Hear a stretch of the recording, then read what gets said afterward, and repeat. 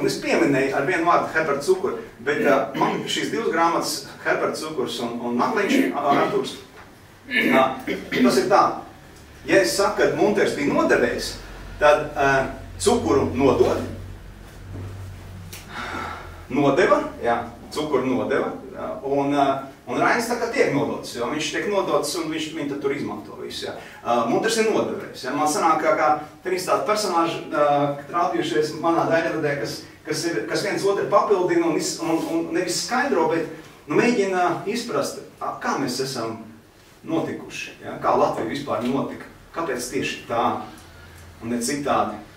Latvijas zeltu, nu ne Latvijas zeltu, bet lielā mērā aizdomājoties, ka 20. gadā pēc miera līguma Ulmans ārkārtīgi daudz pārmet Mērovicam, ka viņš nav cīnījies par Latvijas interesēm.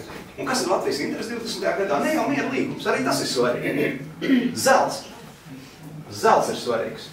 Jo ļoti daudz rūpnīcas tika izvestas Pirmā pasaules kara laikā no cariskās Latvijas. Ļoti daudz iekārtu augstskolas taču pārcelās uz Krieviju. Un tajā brīdī pie galda, kad tu sēdi nevis ar cariskās Krievijas pārstāvjiem, tu sēdi ar bolševikiem, kuriem principā ir viena nav, vēl prasa Latviju, bet jo mazāk uzprasīs, jo labāk.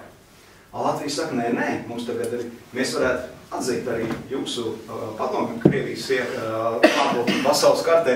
Jūs atzīstiet mūsu, vajag forši, bet kur nav? Latvija prasa nav, Krievija samaksā. Krievija samaksā miljoniem zelta rubļu. Par to, kas ir nodarīts pār Latvijas ekonomikai. Nu, tā kā pasaules kara kontekstā. Ja nebūtu bolševika, neviens ar cits nedarītu to. Ļoti interesanti. Un atkal mēs varam tā kā pasmaidīt par to impēriju, kas tur bruka, bet tajā pašā laikā šobrīd mēs redzam, ka nekas nesabruka. Tikai transformējās. Tā, kā aizgāja tur garām. Tā visu pirms.